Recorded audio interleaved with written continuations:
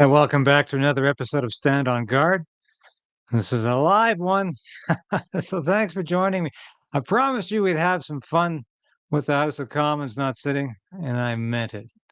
So we'll be back in a minute to discuss what is the Trudeau government doing for national defense and how one of his chief defense advisors has jumped ship. So we are in a very precarious position in this country. We need political change, but we also need the resolve to resist.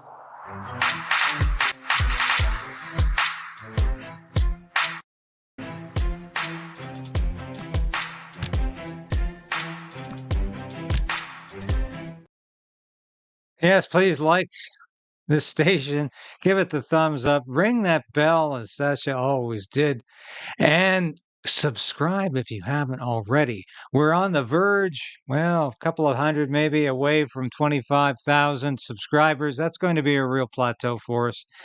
You recall many of you viewers last New Year's Eve, I was asking for 15,000. Yeah. So it does start to grow faster the larger your station becomes. And we're by no means a large one. But I think we're doing an important job. And I think we're delivering the news in a way that a lot of people are satisfied with. And I appreciate that. I'm trying to get a number of interviews done this week. I haven't been very successful so far in getting them ready for this week, probably be for next week. But I'm looking forward to talking to a number of conservative MPs on some vital issues. And I think it's very important we continue to do the interviews and talk to these decision makers. But I'm very, very interested in a story this week that I first saw in the National Post. And let's have a look at that here. This is retired Lieutenant General Andrew Leslie. And he says, our NATO allies are despairing. Retired general says, Trudeau government failing on defense. Now, there's another column by John Ivison about that, another warning about Trudeau from yet another former Liberal insider. Now, to get back to this article here, which I found particularly interesting, it was frank, and I'm going to read some portions of it and then explain what is wrong with the general's argument. Not all of it, but there is a substantial fault in the general's argument, and why national defense in Canada, especially under the Liberals, but even under the Conservatives, is fated to always fall short of any objectives it sets out to achieve. But I did want to read a few lines from this because for those of you who don't know who this General Leslie is, he was an Ottawa area MP in 2015. He was defeated the second time around in Trudeau's tenure. He expected to be the Minister of National Defense in 2015, very much expected it. This is a former Chief of Staff of the Army. He was a Lieutenant General. We don't have a lot of those in Canada. Lots of Major Generals, Brigadier Generals, but not a lot of Lieutenant General. This is the Commander of the Army, Commander of the Air Force level, the Vice Chief of Defense Staff, very, very high level, senior general officer. And he expected to be defense minister, not just because he was coming in with 35 years of military experience and as a lieutenant general, but because he had two grandfathers who were defense ministers. Andy McNaughton, his paternal grandfather, during the Second World War under Prime Minister Mackenzie King. McNaughton was also a war hero in the First World War, and he wrote extensively about his experiences in the artillery. His other grandfather, his maternal grandfather, who Brooke Claxton, I had to remind myself his first name, was also defense minister under Prime Minister Mackenzie King and Prime Minister Louis Saint Laurent, who actually was a huge booster of national defense. These were the days when the Liberals really believed in bolstering our national defense, and they were very committed anti-communists. That's when NATO had an objective that was clear and concise and understandable, containing world communism, specifically the Soviet Union in the Eastern Bloc, and not going any further. That was the objective, the raison d'etre of NATO in those days, and it made perfect sense. And the Liberal government, the Liberal Party, was very much behind that in those days. We're talking the 1950s here, not Justin Trudeau, or certainly not even Pierre Trudeau, who began to be hostile towards national defense because he saw it as something he just could not understand. And that was clear throughout his entire career. I want to just read a couple of comments from this National Post interview with Leslie, who, like I say, was not happy when Trudeau did not make him defense minister and instead made him the House Whip, which is not a very nice position to have, because that's the guy in the government or opposition parties that forces people to show up for votes. I mean, and they get heavy-handed about it, and forces members to vote along party lines 90, 95% of the time when there are not free votes. Make that 99% of the time when there are not free votes. So the government whip is not a popular position any more than the official opposition whip is a popular position. Andrew Leslie was not happy there, but now he's become a staunch critic of Justin Trudeau and his defense policy. So interesting. If he was not somebody with fairly good credentials, I would say, who cares? But I think we should care. And he says the current Prime Minister of Canada is not serious about defense. Well, duh. Full stop. A large number of his cabinet members are not serious about defense. Full stop. This is what Leslie told the National Post. Our NATO allies are despairing. Our American friends are frustrated. Well, yeah, no kidding, because we've never pulled our weight in terms of defense spending since the mid 1960s. And he says, but because NATO and NORAD, which of course we all know is North American Aerospace Defense Command, are both essentially voluntary organizations in which other people cannot give Canada orders, the retired general explained, all the officers are extraordinarily polite in public, but in private, the conversations are quite brutal.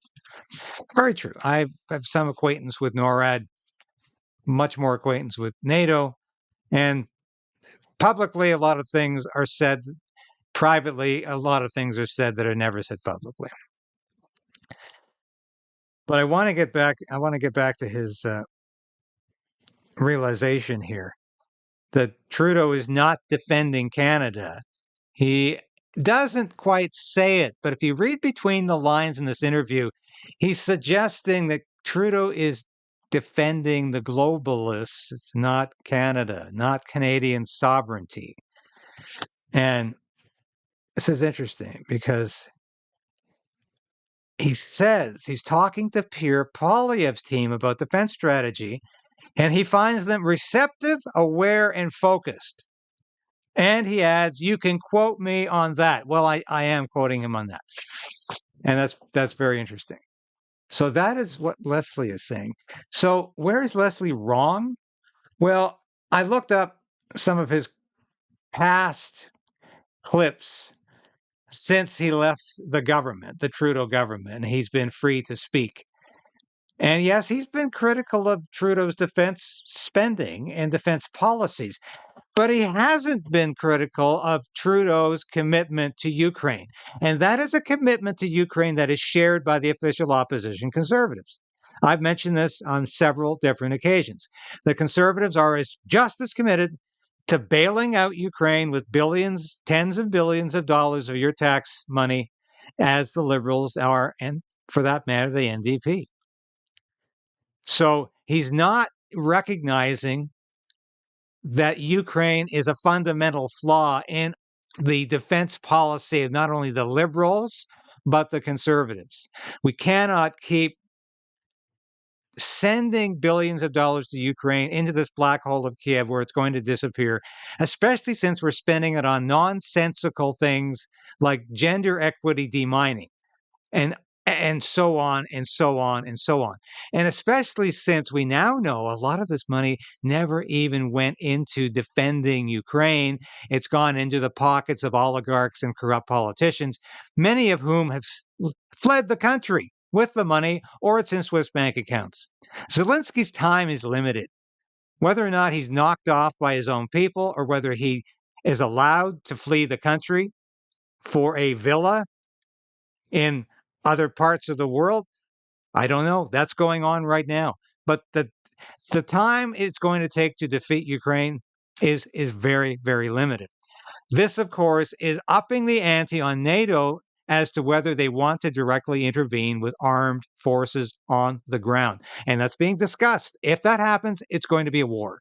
It's going to be Third World War with Russia, and that's inevitably going to escalate to a nuclear war.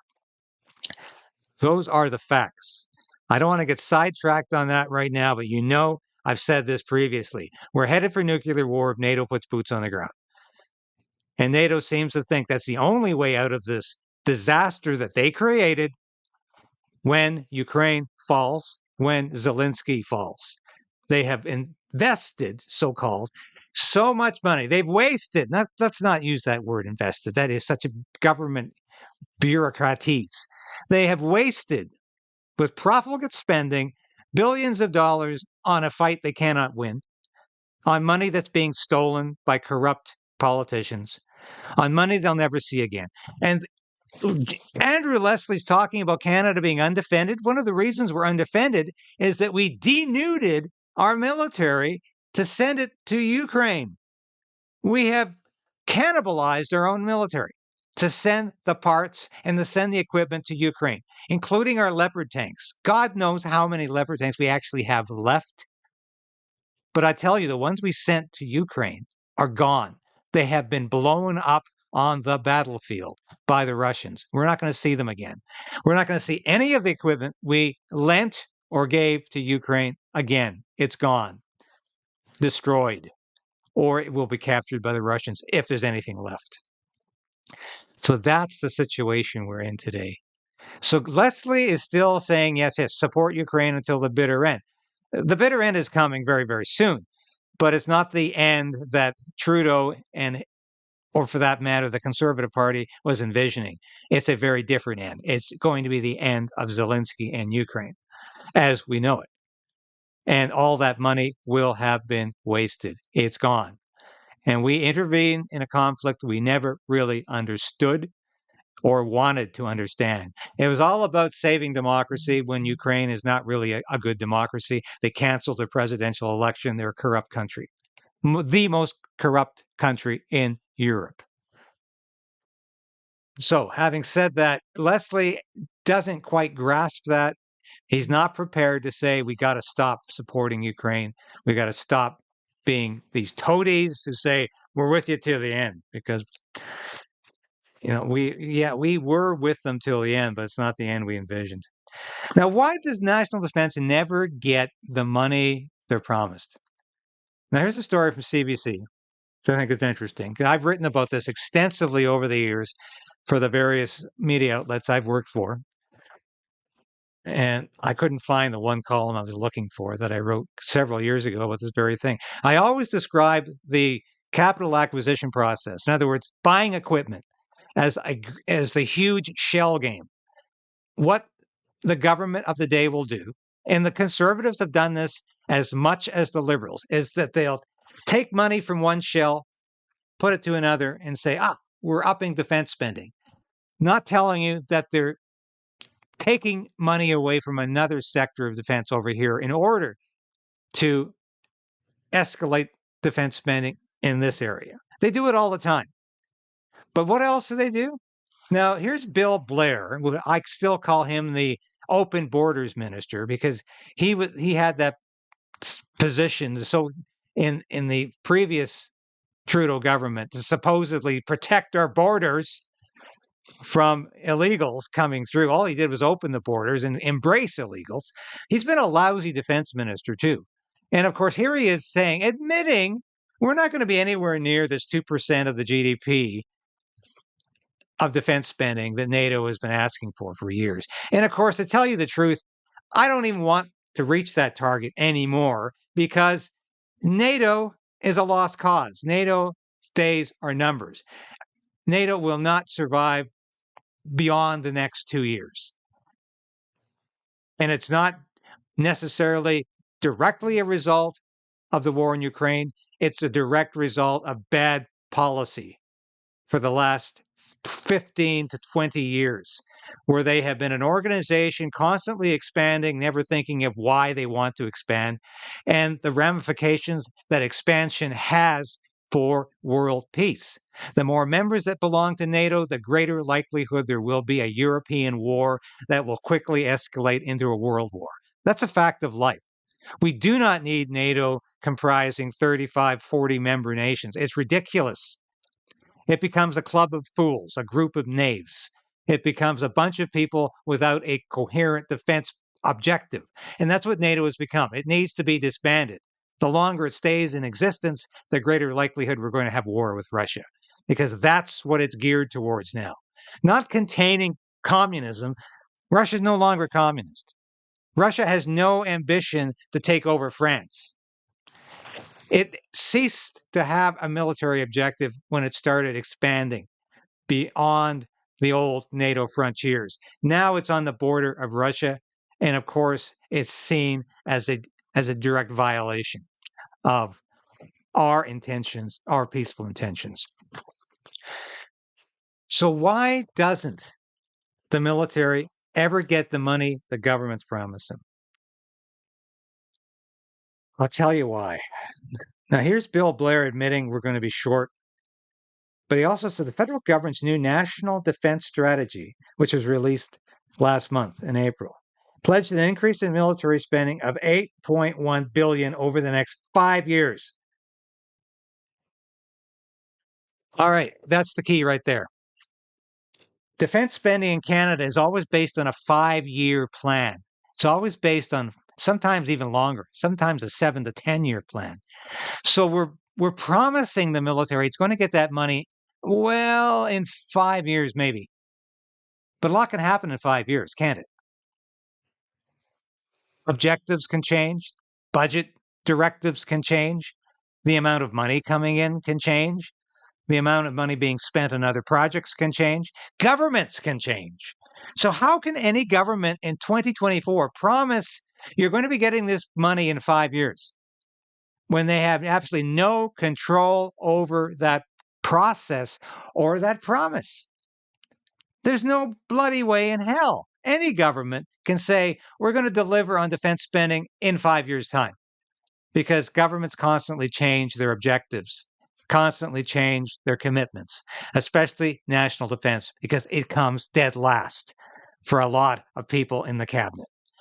We can always sacrifice national defense on the altar of other social programs, healthcare, whatnot. Everything else comes before defense. So defense is always left with the empty bag.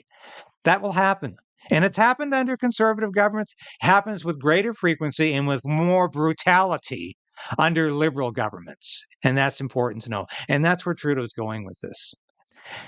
Defense is not going to get enough money to survive. It's always going to be bear laden. And that's the way the Trudeau government wants to keep it. All the while promising on the horizon, there's a pot of gold, but they'll never get to that horizon because the horizon keeps being pushed further and further into the distance. Anyway, I want to show you a clip here. This is classic because even the national media are beginning to recognize that Trudeau's days are over. Now, I know there's these podcasters out there who say that every other day. It's over. Not quite. It's not over yet. And Trudeau's fighting back. And you'll hear in this news conference just how hard he's fighting back.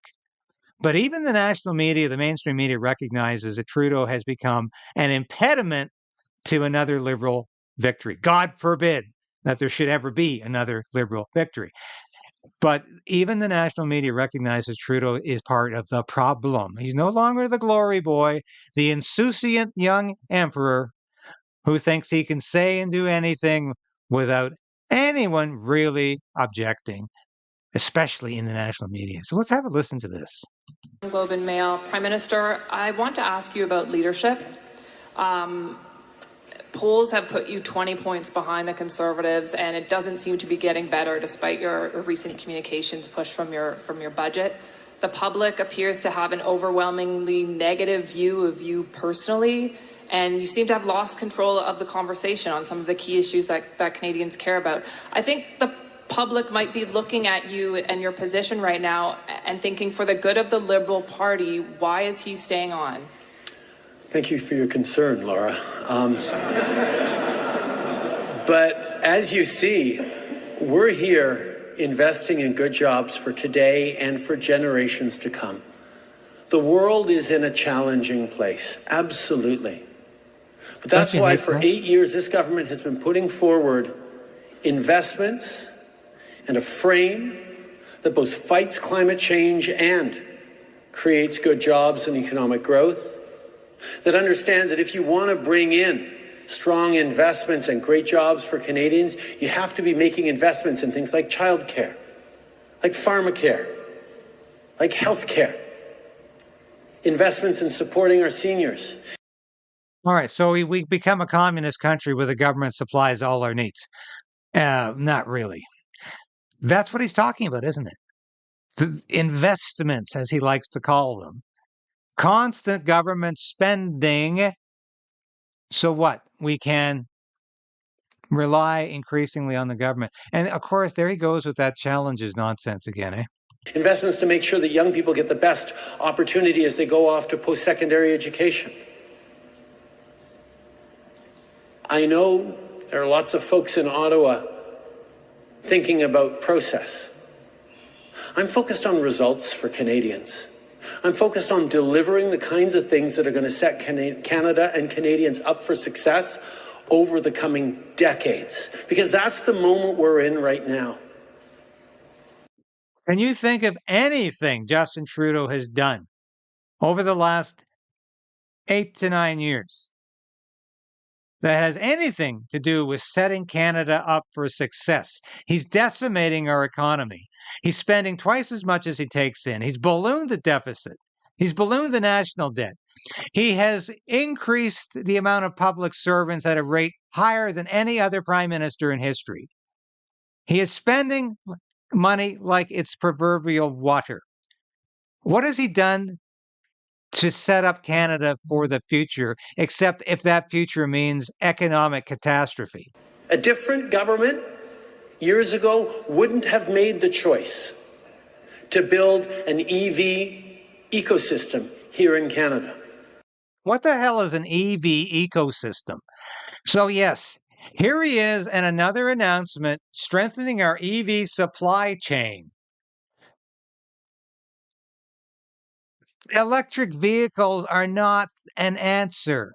They're not even a response, let alone a panacea.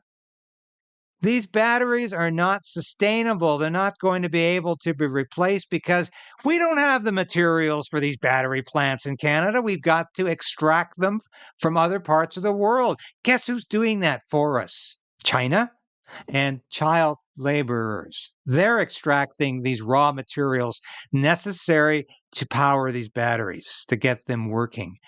Batteries have a very short life. And if your battery fails in your electric vehicle, you're out of luck getting a replacement. And if your battery fails in the winter because it's too cold to operate, you're out of luck getting to work or to your mother's place and back. Notice we've got Doug Ford here, smiling, sort of, trying to smile. There he goes again, propping up the government, propping up the Trudeau government.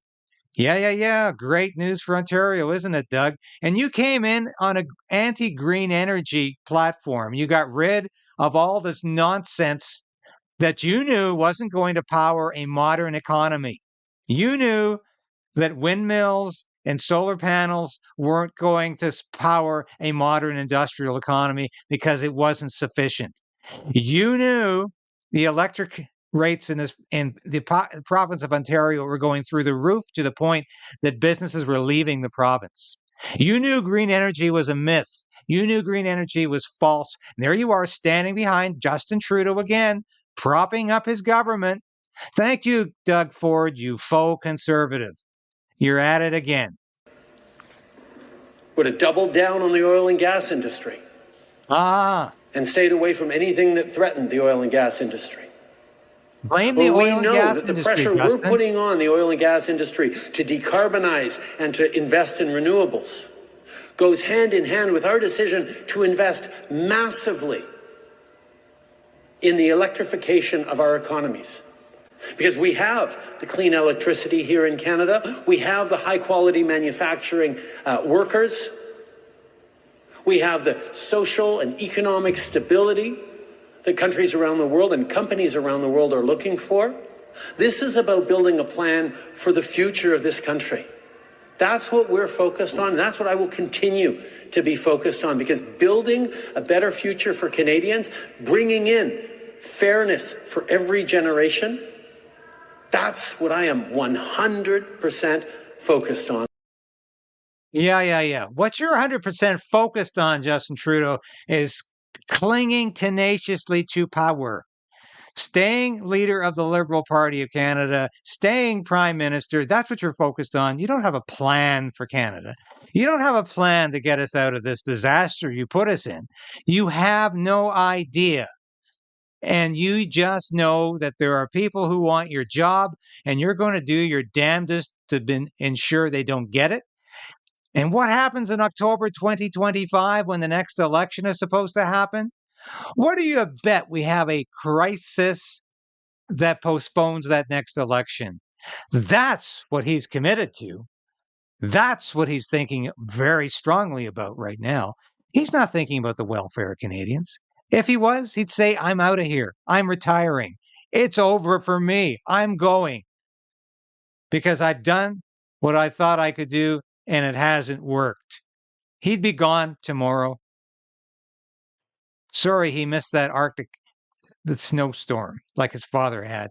But I don't think he's going to take an opportunity to consider his retirement anytime soon. He's going to fight to the bitter end to stay in until he faces his own internal revolt from the caucus in the cabinet and the Liberal Party insiders with the money. That's what's going to happen to Justin Trudeau. While he blathers on, blames the oil and gas industry, says they need to take more responsibility. He will never take more responsibility for any of the actions, any of the disasters he's created into the crisis he has accelerated. And that's Justin Trudeau. And that's how he responds to questions about his leadership. Everybody else's fault. Don't ask me to improve my leadership. I'm the chief narcissistic prime minister. Thanks for watching today, folks. I'll be back again tomorrow with more of the news you want to hear. Thank you for watching this episode of Stand on Guard and being a part of the KRAYDEN'S Right channel. If you've watched this episode to this point, you've watched it all. And that's really important for a small station like this. We always say subscribe, hit the bell, be a part of the KRAYDEN resistance. Resolve to resist. That's what we're doing. And if you become a subscriber, if you're a supporter of this station or a member through Substack, through YouTube, and now you can be a local as well, that's so important to us because I couldn't do this without you. I made a decision to become an independent journalist about a year ago because I wanted to bring all of my experience in the military, in journalism, to you. I don't promise anything I can't deliver. I don't offer clickbait. I offer truth. The truth is out there. And it's my job to bring that truth to light and to you.